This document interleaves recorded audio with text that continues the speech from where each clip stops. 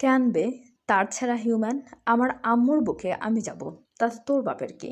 তুই কি আমার বাপ লাগিস যে আমাকে এভাবে ধমকাচ্ছিস? নিজে যেতে পারবি না আর আমি যাচ্ছি বলে জ্বলে, তাই না? বোকা প্রাণীদের চিত্ত খই ফুটলেও জীবের ডগা শান্ত থাকাটাই যেন প্রকৃতির নিয়ম। ছোট্ট কিউটি তাকিয়ে আছে পিটপিট চোখে, দৃষ্টি তার এক আকাশসম সন্দিগ্ধতা। বিরক্তি তাই ছেয়ে গিয়েছে শুভ্র রঙা পশমি মুখশ্রী।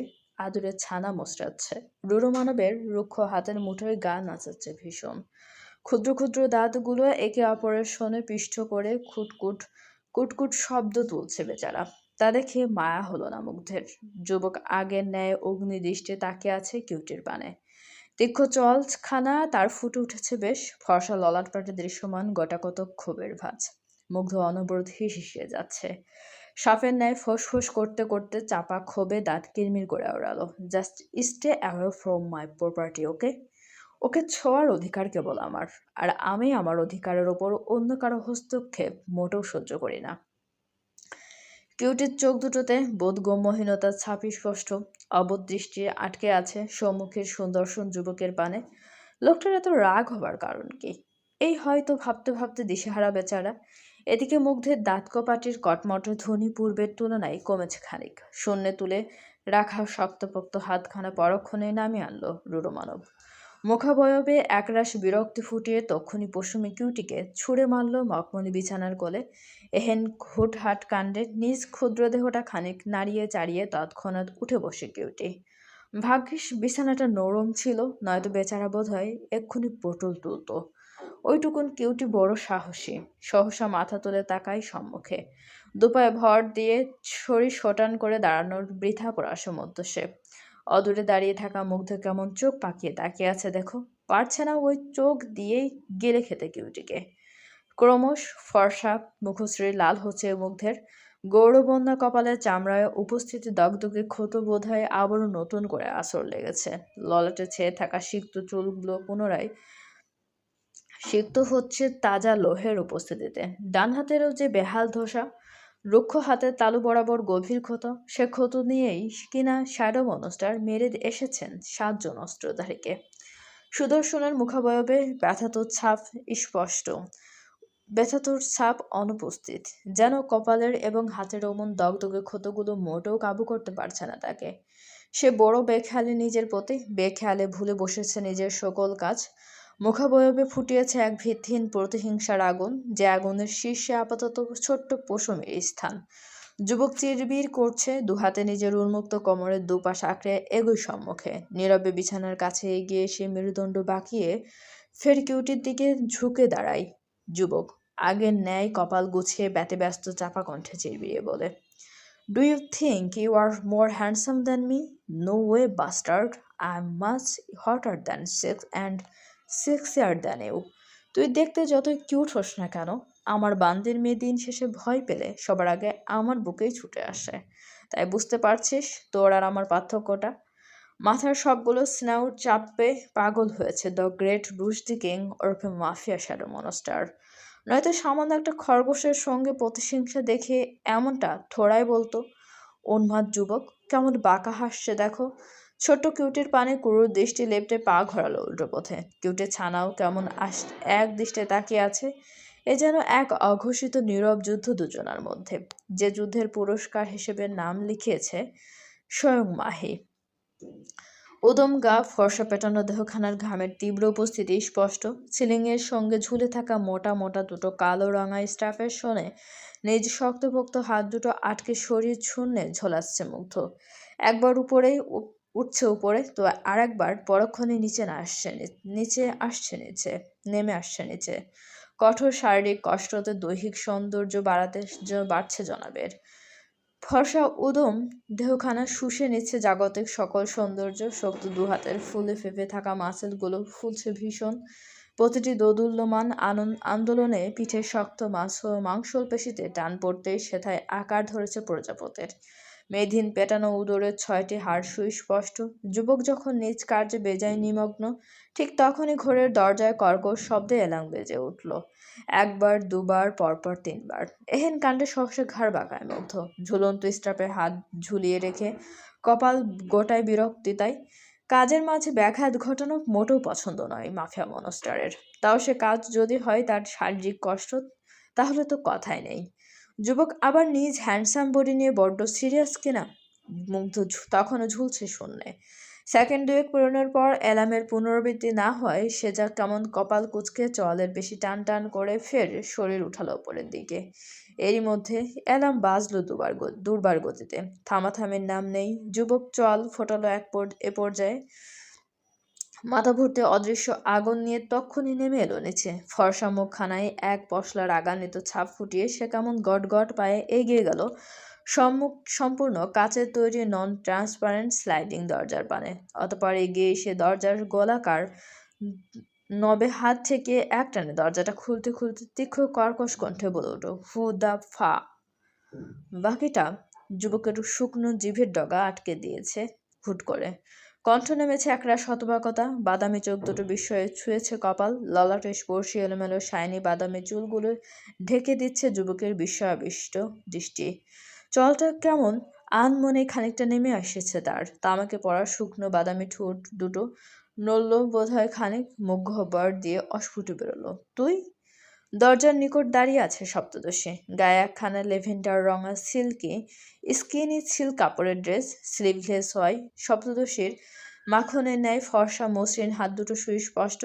বিদেশি ঢঙের আটসাট পোশাকের আড়ালে লুকিয়ে থাকা নারী কায়া যেন অনায়াসেই ধরা দিচ্ছে যুবকের বিস্ময়াবিষ্ট দৃষ্টে। গলার কাছটা উন্মুক্ত সপ্তদশীর মসৃণ সুঢল বক্ষ দেশের আভাস মিলছে সহজেই। তার মেধিন ক্ষীণ গায়ে কোমরের গড়ন যেন বাঁকানো ধনুক। যুবকের বাদামি চোখ দুটো বুঝি ধাঁধিয়ে গেল সপ্তদশীর আঙ্গিক সৌন্দর্যে।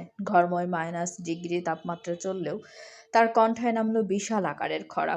শুকনো অধৈর্যরা সিক্ত জিভ ঠেলে খানিক ভিজিয়ে নিচ্ছে মুগ্ধ। তবে কাণ্ড দেখো, আজ বোধহয় গরমটা বেশ বেড়ে গিয়েছে তার। যুবক ব্যর্থ চেষ্টায় নিজ অসভ্য চোখ দুটোকে এক প্রকার টেনে হিঁচড়ে সরিয়ে আনতে চাইছে। মেয়েটার ওপর থেকে কিন্তু বালাই ষাট অসভ্য আবদ্ধ চোখ দুটো যে আজ লাগামহীন। নিগুড় দৃষ্টি অবলোকন করে যাচ্ছে সপ্তদশীর বাঁকানো কায়া। যুবক স্পষ্ট টের পাচ্ছে তার হৃদয় কাঁপছে। সে কি আর যেন তেন কাঁপা? মুগ্ধ বড় বিরক্ত হলো নিজ অবস্থানে। কপালের চামড়ার গোটাকতক ভাঁজ ফেলে তক্ষুনি বাহাতে খামচে ধরল নিজ পিণ্ডের অংশ। দাঁতে দাঁত চেপে কটমট ধ্বনিতে হিসিয়ে বলল, এই শালা থাম, ম্যারাথনে দৌড়াবো নাকি?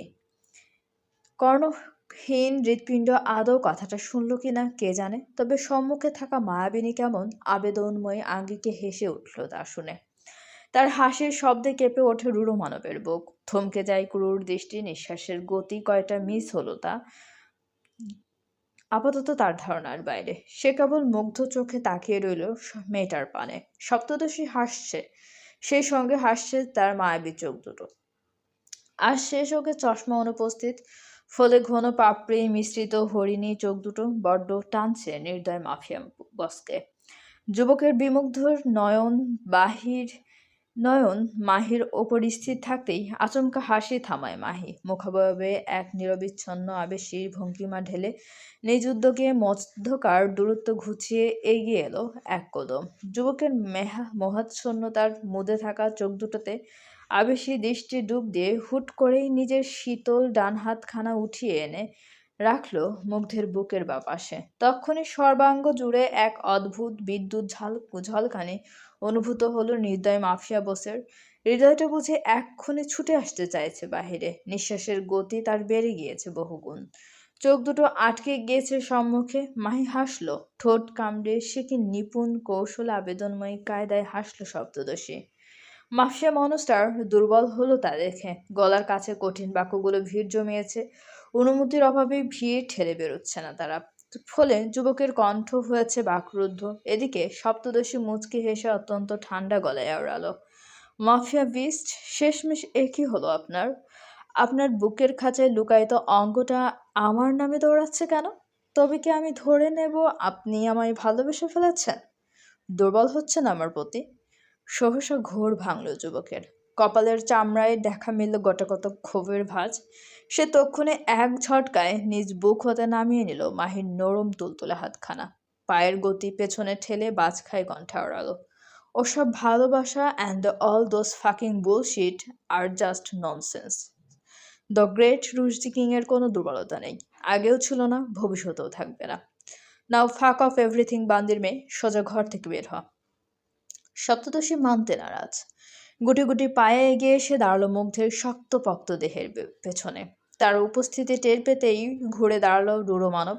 সহসা ভুরু কুচকে শক্ত করে চল, কোমরের পিঠে দুহাত চেপে গমগমে গলায় গর্জে উঠল। গর্জে বলল, বল কথা কানে যায়নি তোর বান্দির মেয়ে, ঘর থেকে বের হ বলছি। শুনল মাহি। ঘাড়ের নরম মাংসল জায়গাটুকু কুচকে ঘাড় উঁচিয়ে তাকালো সম্মুখে। যুবকের ক্রূর দৃষ্টি ফের আচ্ছন্ন নয়নে তাকিয়ে থেকে হাসল একটুখানি। এদিকে তার এহেন কাণ্ডে ফের স্থির হলো রূঢ় মানব। এক মুহূর্তের জন্য নিজের সকল রূঢ়তা একপাশে ঠেলে দিয়ে মেয়েটার পানে তাকালো নির্লিপ্ত দৃষ্টিতে। হুট করেই আনমনে বিড়বিড়িয়ে ওড়ালো, এভাবে তাকাস না বান্দির মেয়ে, আমার সহ্য হচ্ছে না। সপ্তদশী কি বুঝলো কে জানে। কোনরূপ আগাম সতর্ক সংকেত ছাড়াই দুহাতের শক্ত আক্রমণ বসালো যুবকের বুক বরাবর। আর অমনি হুটহাট আক্রমণের শিকার মাফিয়া মনস্টার নিজ শক্তপোক্ত দেহের তাড় সামলাতে না পেরে সহসা গিয়ে পড়ল ডিভানের কোলে। অত বড় একটা পাহাড় সম মানুষ ডিভানের কোলে হঠাৎ গায়ে লিয়ে দিতেই ডিভানটা কেমন ঘেঁষে সরে গেল বেশ কিছুটা দূরে। মুগ্ধ হতবাক। বলিষ্ঠ দেহখানা তার ছড়িয়ে আছে ডিভানে, হাত দুটোর অবস্থান ডিভানের গায়ে। সে কেমন বিস্ময়াবহ চোখে তাকিয়ে আছে মেয়েটার পানে। মাহি হাসছে মিটমিটিয়ে। তার আজ কি হলো কে জানে। সে তক্ষুনি ছুটে এসে কোনরূপ বলা কওয়া ছাড়াই এক লাফে উঠে বসলো মাফিয়া বিস্টের কোলে। সহসা হকচকিয়ে ওঠে মুগ্ধ। তড়িঘড়ি করে নড়েচড়ে উঠে বসতে গেলেই টান পড়ল অন্য কোথাও। যুবক অস্থির হয়ে পরক্ষণেই অস্থিরতার দাঁতের দুষ্ট চাপে ঠোঁটের পাতলা চামড়া আঁকড়ে ধরে ফোঁস করে কিছুক্ষণ, কিন্তু দৈহিক অবস্থা যেন ধীরে ধীরে লাগামহীন হচ্ছে তার। যুবক তৎক্ষণাৎ মুখাবয়বে কপট রাগ টানলো, দাঁতে দাঁত চেপে কিরমির করে বলল, হোয়াট দ্য ফাক আর ইউ ডুইং বান্দির মেয়ে? নাচতে নাচতে আমার কোলে উঠলি কেন? এটা তোর বসার জায়গা পেয়েছিস? এক্ষুনি কোল থেকে নাম বলছি, নির্লজ্জ মেয়ে ছেলে। সপ্তদশীর মোহ আবিষ্ট চোখ দুটো অবাধ্য, ঠোঁটের কোণে ঝুলছে মিষ্টি হাসির রেশ। সে মোটেও কানে তুলল না যুবকের রূঢ় কণ্ঠ। উল্টো মুচকি হেসে মাথা রাখলো যুবকের প্রশস্ত বুকে। এহেন কাণ্ডে হাঁসফাঁস বাড়ল নির্দয় মানবের। পাহাড় সম দেহটা যেন তার নড়ছে ভীষণ। হাত দুটো মুষ্টিবদ্ধ, দাঁতের শোনে দাঁত পিষে চোখ বুঝেছে মুগ্ধ। বুকের মধ্যে আপাতত ঝড় বইছে তার। অপ্রিয় অপছন্দনীয় আবেদন ছড়িয়ে গিয়েছে শরীরের প্রতিটি রন্ধ্রে। বলিষ্ঠ দেহের কামনা বড় বিরক্ত করছে তাকে। মনের মধ্যেখানে কু গাইছে কেউ, উত্থাপন করছে নানান উদ্ভট প্রস্তাব। তবে কোনো প্রস্তাবেই রাজি নয় মাফিয়া মনস্টার। তার বিচক্ষণ মস্তিষ্ক এখন সজাগ হয়ে জানান দিচ্ছে, শি ইজ টু ইয়াং, ও ব্যথা পাবে, ওর কষ্ট হবে। I can't do this with her, I can't. কণ্ঠ কণ্ঠা শুকিয়ে কাঠ মুগ্ধের। অবচেতন মনের দ্বার উত্থাপিত দুষ্কর্ম প্রস্তাব মানতে নারাজ সে। তাই তো কষ্ট বাড়ছে তার। শরীরের প্রতিটি রন্ধ্রে রন্ধ্রে বইছে ঝড়, নিঃশ্বাসের গতি জোরালো থেকে তীব্রতর হচ্ছে। উদম পেটানো বক্ষের উঠানামার গতি ক্রমশ বাড়তেই যুবকের বুক থেকে মাথা তোলে মাহি। ঠোঁট ফুলিয়ে অভিমানী কণ্ঠে বলে, কি হয়েছে আপনার? এমন করছেন কেন? যুবক চোখ কুচকায় তৎক্ষণাৎ, দাঁতের বড় রুক্ষ চাপায় পিষ্ট করে নেয় নিম্নাংশের বাদামি ঠোঁটখানা। এ মেয়েকে আর দেখবে না সে, দেখলেই তো ঘটে যাবে বিপদ। এদিকে মুগ্ধের এমন উদ্ভট কর্মে বিচলিত সপ্তদশী নিজ ক্ষুদ্র বদনখানি সামান্য নাড়িয়ে চাড়িয়ে তৎক্ষণাৎ দুহাতের নরম তুলতুলে আজলায় চেপে ধরল মুগ্ধের রুক্ষ গাল। তার এরূপ শরীর দোলানোতে তক্ষণিক ছোটের চামড়ায় দাঁতের পিষ্টে ক্ষত হলো রূঢ় মানবের। অস্ফুটে গঙালো, ও ফাক। সপ্তদশী আরেক ধাপ বিচলিত হলো। নিজ উদ্যোগের খানিকটা এগোতেই যুবকের সর্বাঙ্গ জুড়ে ঝংকার তুলল কেমন। সে কণ্ঠ উঁচিয়ে দাঁত কিরমির করে বলল, নাম, নাম, নাম, এক্ষুনি আমার কোল থেকে নাম বান্দির মেয়ে, নয়তো ফায়ার হয়ে যাবে কিন্তু। অবোধ সপ্তদশী বোঝেনি রূঢ় মানবের বাক্য। সে কেমন অবোধের ন্যায় তাকিয়ে রইল। কণ্ঠে একরাশ মায়া ঢেলে আওড়ালো, আমার ভয় করছে, আমি আপনাকে একটু জড়িয়ে ধরি। সহসা চেঁচিয়ে ওঠে মুগ্ধ। গর্জে বলল, নো, নো, নো, বান্দির মেয়ে, ডোন্ট ডু দিস। কে শোনে কার কথা? অবদ্ধ সপ্তদশী আচমক দু হাতে জড়িয়ে ধরল মুগ্ধের গলা। মুচকি হেসে মাথা নাড়ল যুবকের প্রশস্ত কাঁধে। আর তার এহেন অবাধ্য কাণ্ডে অবশেষে ধৈর্যের বাঁধ ভাঙল যুবকের। সর্বাঙ্গের প্রতিটি রন্ধ্রে রন্ধ্রে কয়েক সেকেন্ডে ছড়িয়ে পড়ল তীব্র স্নায়বিক স্রোত। হৃদস্পন্দনের অস্বাভাবিকতা বেড়ে গেল বহুগুণ। নিঃশ্বাস শূন্য গভীরতা, পাহাড় সম বলিষ্ঠ দেহখানার কেন্দ্রীয় অংশের পেশিগুলো অনিচ্ছাকৃতভাবে কুঁচকে গেল কয়েক গুণ। মস্তিষ্কের হাইপোথ্যালামাস থ্যালামাস সংকেত পেয়েছে বহুক্ষণ আগে, সে নিজ কর্মে ব্যস্ত। যুবকের চল শক্ত হলো, চোখ দুটোই নামল দীর্ঘতা, শরীরের অনিয়ন্ত্রিত কম্পনে কেঁপে উঠল স্বয়ং নির্জীব ডিভান। অতপর অতপর কয়েক মুহূর্তের স্থায়ী তীব্র স্নায়বিক প্রতিক্রিয়ার পর অবশেষে ধীরে ধীরে শিথিল হলো মাফিয়া বেস্টের কম্পিত দেহ। মস্তিষ্ক ভর্তি অনিয়ন্ত্রিত উত্তেজনার ঝড় থেমে সেথায় এবার ভর করলে একরাশ নীরব প্রশান্তি। অবসাদ মুক্ত হলো তার অবচেতন মন। নিঃশ্বাসের গতি খানিকটা শিথিল হয়ে জানান দিল, যুবক এখন ক্লান্ত, বড্ড ক্লান্ত। মুগ্ধ ধীরে ধীরে স্বাভাবিক হচ্ছে। চোখ দুটো নিভু নিভু, তার ঝাপসা দৃষ্টির সম্মুখে বোলাতেই আচমকা বিস্ফোরিত আকারে খুলে গেল যুবকের ক্লান্তিতে মুদে থাকা বাদামি নেত্র। সে তক্ষণে উঠে বসল শোয়া থেকে। হন্যে দু চোখ এদিক ওদিক তাকিয়ে খুঁজতে লাগলো কাঙ্ক্ষিত মুখ। তবে কাণ্ড দেখো, মাহি তো দূর, তার টিকিটা পর্যন্ত আশেপাশে কোথাও নেই। মুগ্ধ ভারী অবাক হলো। কপালের চামড়া গুটিয়ে গমগমে গলায় ডাকলো, চাশমিশ, চাশমিশ, হোয়ার আর ইউ? শূন্য কামরার নীরব দেয়ালে এহেন বাক্য আঘাতপ্রাপ্ত হয়ে তা ফের কানে এসে ঠেকল মুগ্ধের কানের পর্দায়। মুগ্ধ বুঝল চাশমিশ কোথাও নেই। রূঢ় মানব তৎক্ষণাৎ নড়ে চড়ে বসল, তবে বসতে গিয়েই বাঁধল আরেক বিপত্তি। মখমলি তুলতুলে বিছানাটা অমন ভেজা ভেজা কেন? মনের কোণে একরাশ সন্দিগ্ধতা লেপ্টে সহসা এক ঝটকায় গায়ের ওপর থেকে ব্ল্যাঙ্কেট সরায় রূঢ় মানব। তবে পরক্ষণেই বিছানার বেহাল দশা দেখে কপালে ক্ষোভের ভাঁজ ফুটল সুদর্শনের। চল হয়ে গেল কটমট। ব্রিটিশের ন্যায় তীক্ষ্ণ নাসারন্ধ্রের সরু ছিদ্র দিয়ে উষ্ণ নিঃশ্বাস ফেলতে ফেলতে যুবক কেমন নিজের ওপরেই ক্ষোভ ঝেড়ে আওড়ালো। No no no, what the fuck I have done, holy shit! নাক ছিটকাচ্ছে মুগ্ধ। পরনের সফেদ রঙা ঢিলে ঢালা ট্রাউজারের সম্মুখ ভাগ আপাতত নাজেহাল অবস্থায় আবর্তিত। যুবকের আর ধৈর্য কুলোয়নি বসে থাকতে। সে তড়িঘড়ি করে পা নামায় বিছানা থেকে। দাঁতের চাপে ঠোঁট পিষিয়ে এক পলক নিজের দিকে দৃষ্টি ফেলে সে আবারও নাক সিটকে আওড়ায়। ইয়াক, নো হেল! কি করলাম আমি এটা? ইয়াক! নিজ কাণ্ডের প্রতি একরাশ ঘৃণা জন্মেছে রূঢ় মানবের। তার এক মুহূর্তের ইচ্ছে করছে নিজের গালে নিজেই দুটাও কষিয়ে থাপড় বসিয়ে দিতে। ঘটনা যখন ঘটারই ছিল, তাহলে অন্য কাউকে দেখে ঘটাতেই। শুধু শুধু ওই বান্দির মেয়েকে দেখে ঘটাতে গেলি কেন? ছি ছি ছি! সুদর্শন হাঁটছে, কদম টেনেছে ঘর সংলগ্ন সুইমিং পুলের দিকে। সম্মুখে কাচের স্লাইডিং দরজা, কাচের ওপাশে দৃশ্যমান বাইরের বেগতিক আবহাওয়া। রাত থেকে স্নোফল হচ্ছে, সঙ্গে বইছে ঠান্ডা ঝড়ো হাওয়া। সুইমিং পুলের উপরিভাগে ছেয়ে আসছে বরফের পাতলা আবরণ। যুবকেরও সব স্নোফলকে এক প্রকার বুড়ো আঙ্গুল দেখিয়ে দুয়ার খুলে বাইরে বেরোলো। অতপর গটগট পায়ে এগিয়ে এসে এক ঝটকায় ঝাঁপ দিল বরফ ঠান্ডা পানির মাঝে। হাড় হিম করা শীতল পানি যুবকের ফর্সা ত্বক স্পর্শ করতেই লাল হয়ে গিয়েছে ত্বকের অনেকাংশ। অথচ মুগ্ধের কাণ্ড দেখো, অমন একটা হাড় হিম করা ঠান্ডায় সে কেমন মাথা শুদ্ধ শরীর ডুবিয়ে সাঁতরাচ্ছে। সে কেমন বিশাল মাপের অ্যাথলেটিক্স। মাত্র কয়েক সেকেন্ড পৌঁছে গেল অপর কিনারায়। পানির ঘোলাটে আবরণ গা থেকে এক প্রকার ঝেড়ে ছুঁড়ে পুল থেকে মাথা তুলল মুগ্ধ। ললাট ছুঁয়ে নাকের উপরিভাগ স্পর্শ করা সিক্ত বাদামি চুলগুলো এক হাতে পেছন দিকে ঠেলে দিয়ে যুবক কেমন চিরবিরিয়ে বলল, ওইটুকুন একটা বান্দির মেয়ে আমার 30 বছরের যৌবন শেষ করে দিল। বাপ দেয়নি শৈশবে শান্তি, মেয়ে দিচ্ছে না যৌবনে শান্তি। পিওর জানোয়ারের বাচ্চা দুইটা। উফ, ফাক অফ ম্যান! শেষটুকু আওড়ে ফের উল্টো হয়ে পানিতে শরীর ডোবায় মুগ্ধ। ধূপধাপ পায়ের গতিতে উল্টো সাঁতার কাটছে মাফিয়া মনস্টার। সে শব্দে কেঁপে উঠেছে সম্পূর্ণ পেন্ট হাউসের টপ ফ্লোর। রাত 3:25। টপ ফ্লোরের সাইবার রুমে ভুলবশত ঘুমিয়ে কাত হয়েছেন অ্যাডউইন। গত রাতে কি সব ফুটেজ চেক করতে করতে বেচারা কখন যে ঘুমিয়েছে সে খবর তার নিজের কাছেও নেই বোধহয়। তবে তার অমন সাধের ঘুমটায় হুট করে চিট ধরল সিসিটিভি ফুটেজ থেকে ভেসে আসা ধূপধাপ শব্দে। সহসা হকচকিয়ে ওঠে অ্যাডওয়েন। হড়বড়িয়ে তাকায় সিসিটিভির পর্দায়। কেউ একজন অমন ভারী স্নোফলে ডুবুচ্ছে।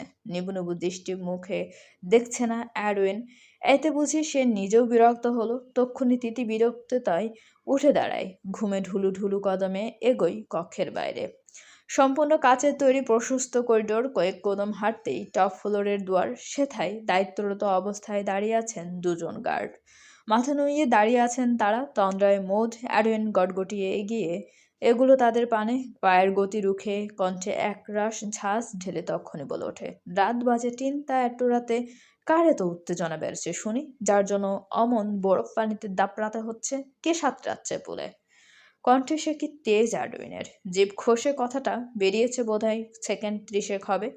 এরই মধ্যে একজোড়া ভেজা কদম কেমন ব্যগ্র গতিতে এগিয়ে এলো বেচারার নিকট। তন্দ্রা আচ্ছাদিত গম্ভীর মুখ অ্যাডউইনের ঘাড়ের পেশি শক্ত হাতে খামচে ধরে বেচারাকে এক হ্যাঁচকা টানে সেনোফলে আচ্ছাদিত টপ ফ্লোরের মেঝেতে ছিটকে ফেলল। এহেন ঘটনার আকস্মিকতায় হকচকায় অ্যাডউইন। মুহূর্তেই তার চোখ দুটো থেকে কেটে গেল সকল তন্দ্রোচ্ছাপ। ঘুমন্ত মস্তিষ্ক সজাগ হবার পূর্বেই কণ্ঠনালী বরাবর বসল এক শক্তপোক্ত হাতের হিংস্র থাবা। অ্যাডউইন ককিয়ে ওঠে। তৎক্ষণাৎ দুটো ভিন্ন চোখের ভরকানো দৃষ্টি সম্মুখে ফেলবার আগেই কর্ণফুরে ভেসে এলো মাফিয়া বিস্টের চিরবির কণ্ঠ। লুক হু ওয়াজ সুইমিং, তোর বাপ, দ্য শ্যাডো মনস্টার। ভয়ত ঢোক গেল অ্যাডউইন।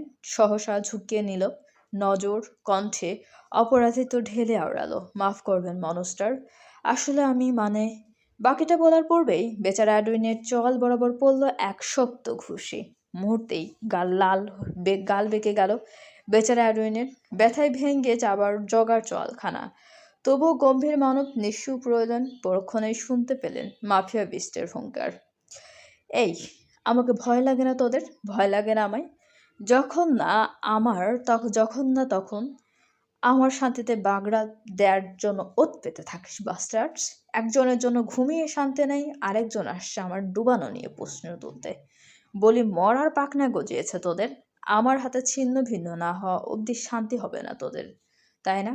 আতকে উঠল অ্যাডওয়েন। আত্মাটুকু গলার কাছে এসে দাঁড়ালো তার। ভয়ে শুকনো ঢোক গিলবার পরিস্থিতি নেই। ওদিকে রূঢ় মানব ছেড়ে দিয়েছে তার কণ্ঠা। দুকদম সরে গিয়ে কটমট করেছে সে। মাত্রাতিরিক্ত রাগে ঘাড় ডলছে অনবরত। অ্যাডউইন আর দৃষ্টে দেখছে সব। জিভ ঠেলে শুকনো অধৈর্যরা আলতো করে ভিজিয়ে নিয়ে যেই না কিছু বলতে যাবে, তার আগে সম্মুখে দাঁড়িয়ে থাকা মাফিয়া মনস্টার্স কেমন হিসি আলটিমেটাম ছুড়ে বলল, লিসেন বাস্টার্ড, কাল থেকে ওই বান্দির মেয়েকে যথাসম্ভব আমার দৃষ্টি থেকে দূরে দূরে রাখবে। ভুল ক্রমে ও যদি আমার সামনে পড়ে দেন, আই সোয়ার আমি তোকে শুলে চড়াবো। I repeat, I will kill you bastard. ওই বান্দির মেয়ে যেন ভুলেও আমার চোখের সামনে না আসে। চলবে? গল্পটি আপনাদের কেমন লাগছে অবশ্যই আমাদেরকে কমেন্ট করে জানাতে ভুলবেন না, এবং আমাদের চ্যানেলটি প্লিজ সবাই সাবস্ক্রাইব করুন। এবং গল্পটি ভালো লাগলে অবশ্যই সবাই লাইক, কমেন্ট এবং শেয়ার করতে ভুলবেন না আপনাদের প্রিয় মানুষগুলোর সাথে। অনেক ধন্যবাদ আমাদের চ্যানেলের সঙ্গে থাকার জন্য সবাইকে।